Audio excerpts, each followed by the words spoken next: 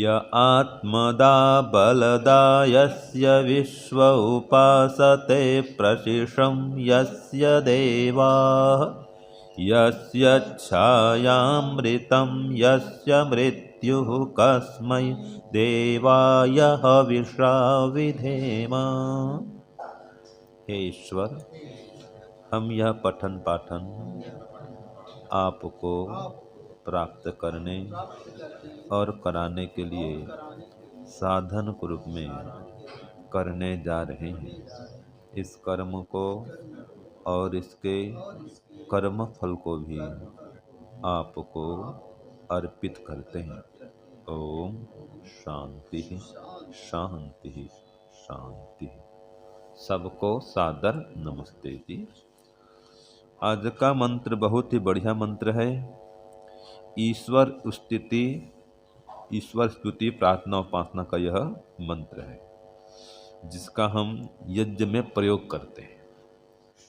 तो देखिए, ये यजुर्वेद में भी है, ऋग्वेद में भी है और अथर्ववेद में भी है। तीनों वेदों में है। ठीक है ना जी। यजुर्वेद में तो 25वें अध्याय का 13वां मंत्र है।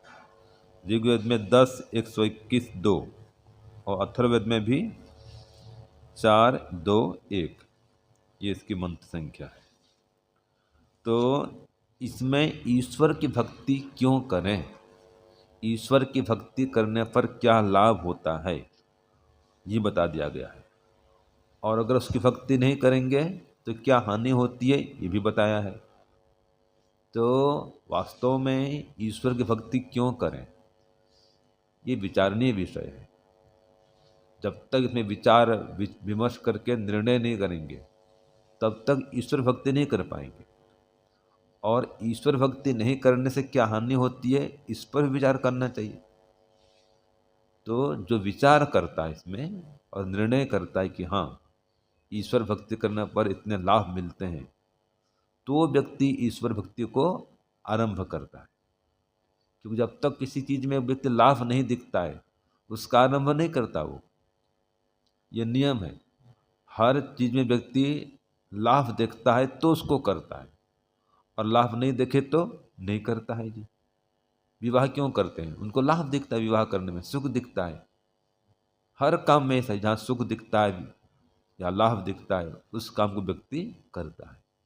तो ईश्वर की उपासना करने से, भक्ति करने से कितना सुख मिलता है, क्या लाभ मिलता है, जो उसको जानेगा वो ईश्वर भक्ति करेगा, उपासना करेगा, और नहीं तो नहीं करेगा। तो ईश्वर की उपासना भक्ति क्यों करें, देखो इसका पद्य भी समझा रहा है कि क्यों करें, क्या मिलता है, ईश्वर की उपासना करने से क्या मिलता है। इसका पद्य है, इसी मंत्र का भावगीत है, पद्यार्थ है, वो भी सुनते हैं। तू ही आत्मज्ञान बलदाता सुयश विद्य जन गाते हैं, तेरी चरण शरण में आकर भव सागर तर जाते हैं।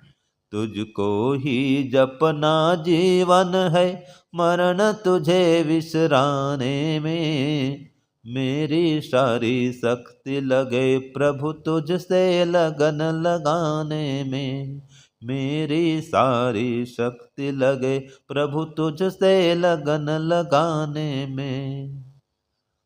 तो जो ये जानता है वो सारी शक्ति लगाता है ईश्वर से लगन लगाने में।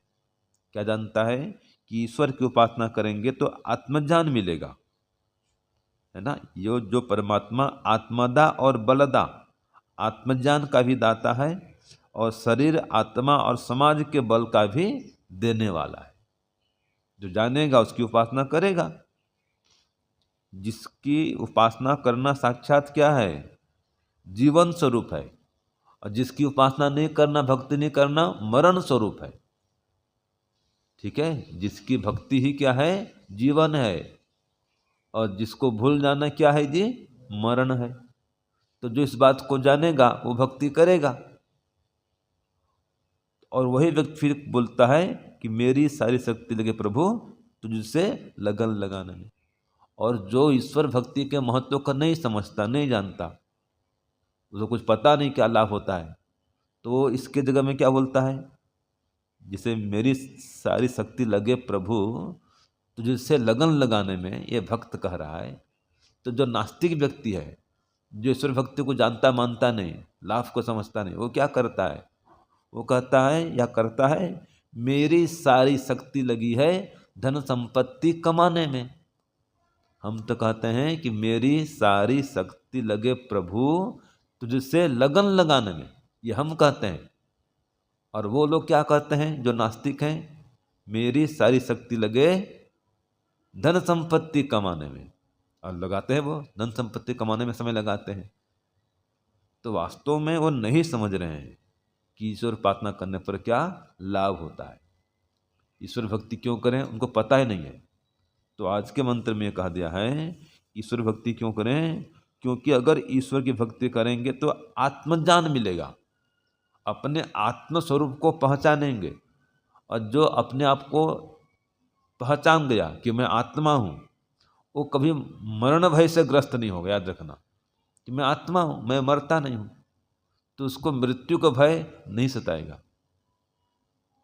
ठीक है जी, वो परमात्मा से संबंध को जोड़ेगा।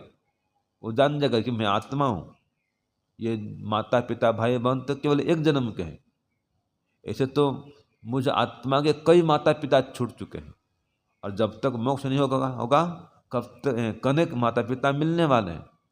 तो असली पिता तो ईश्वर है, ये जानता है वो। असली माँ ईश्वर है, वही माता वही पिता है, वही आत्मज्ञान बलदाता है और वही सामाजिक बलदाता है। समाज के बल को भी देने वाला है, शरीर के बल को देने वाला है, मानसिक बल देने वाला भी है। ईश्वर की उपासना करेंगे तो देखो आत्मिक बल मिलेगा, बौद्धिक बल मिलेगा, और मानसिक बल मिलेगा, और सामाजिक बल मिलेगा, और शारीरिक बल मिलेगा, पारिवारिक बल भी मिलेगा। तो हर प्रकार की उन्नति होती है। ईश्वर भक्ति करने वाला शारीरिक उन्नति भी करता है, हाँ जी, और क्या करता है, मानसिक उन्नति भी करता है, बौद्धिक उन्नति भी करता है, आत्मिक उन्नति भी करता है, सामाजिक उन्नति भी करता है, और वैश्विक उन्नति भी करता है। कौन? जो ईश्वर की भक्ति करता है, उपासना करता है। इसलिए ईश्वर की भक्ति करनी चाहिए। और जो ईश्वर की भक्ति करता है वह ईश्वर के सानिध्य को प्राप्त करता है। यस्य छाया अमृतम, वो जो अमृत तत्व है परमपिता परमात्मा, उसके सानिध्य को प्राप्त करता है। और भक्ति नहीं करता है तो यस्य मृत्यु हो, उसकी मृत्यु होती है। वो मने दुखी रहता है, भयभीत रहता है, आशंकित रहता है, बार बार जन्म और मरण के बंधन में आते रहता है जो भक्ति नहीं करता। तो इसलिए भक्ति करना संसार का सर्वश्रेष्ठ कार्य है, सबसे उत्कृष्ट कार्य है। और देखो यस्य विश्व उपासते, उस परमात्मा की उपासना सारे विद्वान गण करते थे और आज भी करते हैं और आगे भी करेंगे। जो बुद्धिमान है, विद्वान है, वो ईश्वर की भक्ति करते हैं। और जो नास्तिक हैं, मूढ़ हैं, मंदमती हैं, वो भक्ति नहीं करते। भक्ति कौन नहीं करता है? जो नास्तिक है, अज्ञानी है, मूढ़ है, अविद्याग्रस्त है, वो भक्ति नहीं करता है। और जो संस्कारी है, सुसंस्कार से युक्त है, बुद्धिमान है, जानवान है, वो ईश्वर की उपासना जरूर करता है। और ईश्वर की उपासना क्यों करना चाहिए? इसको कहा है मंगल आचरण। ये अष्टांग योग में आता है ना। ईश्वर की उपासना क्या है? अष्टांग योग तो है। तो इसका आचरण क्यों करना चाहिए? तो सांख्य दर्शन में कहा है ईश्वर की उपासना भक्ति क्यों करें, अष्टांग योग का अनुष्ठान क्यों करें, यम नियम पालन क्यों करें, समाधि क्यों बढ़ें। तो क्या सूत्र आता है? सांख्य दर्शन के 5वें अध्याय में पहला सूत्र है। हाँ जी, सूत्र क्या है रुपेश जी? सांख्य दर्शन 5वां अध्याय सूत्र पहला, हाँ, मंगलाचरणम शिष्टाचारात फल दर्शनात् और श्रुति तश्च इति। इसलिए करना चाहिए कि शिष्टाचारा, जो शिष्ट लोग हैं, महापुरुष लोग हैं, विद्वान गण हैं, संत महात्मा हैं, वे ईश्वर की उपासना करते थे, आज भी करते हैं, आगे भी करेंगे, तो हमें भी करना चाहिए। फिर फल दर्शनात्, अगर ईश्वर की उपासना करेंगे तो उत्तम फल की प्राप्ति होती है। जैसे अभी इसमें कहा, बल की प्राप्ति होती है, आत्मज्ञान की प्राप्ति होती है, बल की प्राप्ति होती है, ये उत्तम फल देखा जाता है। और श्रुतितश्चैति, श्रुति में विधान है कि उपासना करो, उस परमपिता परमात्मा की उपासना करो। कस्मय देवाय हविषा विधेम, ये विधान है कि सुख स्वरूप परमात्मा की हम विशेष भक्ति क्या करें। हाँ, विशेष भक्ति का है, उस परमपिता परमात्मा की हम विशेष भक्ति क्या करें, कैसे? तो सकल उत्तम सामग्री को उसकी आज्ञा में या उसकी आज्ञा पालन में समर्पित करके उसकी विशेष भक्ति क्या करें। वो परमपिता परमात्मा ग्रहण करने योग्य है, तो ग्रहण करने योग्य योगाभ्यास से और अति प्रेम से उसकी विशेष भक्ति किया करें, ये प्रमाण मिलता है। कस्मय देवाय हविषा विधेम, ये विधान है। श्रुतितश्च इति, ये प्रमाण है। और क्या मिलता है उपासना करेंगे? तो देखो यहां जैसे कहा ना, ये आत्मदा बलदा, ऐसे कहा ना, तो एक जगह आता है ऋग्वेद में धनदा भी, ईश्वर धनदा भी है। तो धनदासी बलदासी और त्वम सोमासी त्वम भद्रोसी, ये कहा है कि हे ईश्वर आप धनदा हैं, समस्त धनों के दाता हैं। तो जो ईश्वर की भक्ति करेगा उसको सब प्रकार का धन मिलेगा, और बलदासी सब प्रकार का बल मिलेगा। ठीक है, ईश्वर क्या है? बलदासी, कितना सरल है। हाँ जी, हाँ द्रविणोदा भी है। तो बलदासी धनदासी त्वम सोमासी, कि हे आप सुख स्वरूप हैं और सुख प्रदाता हैं। ऐसे तुम भद्रोसी, आप भद्र स्वरूप हैं और भद्र करने वाले हैं, कल्याण करने वाले हैं। तो ऐसे ऐसे ये प्रमाण मिलते हैं।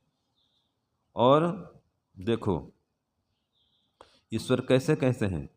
ऋतधामासी, ये सर्वत्र उनका धाम है, ऐसे सर्वत्र व्याप्त हैं।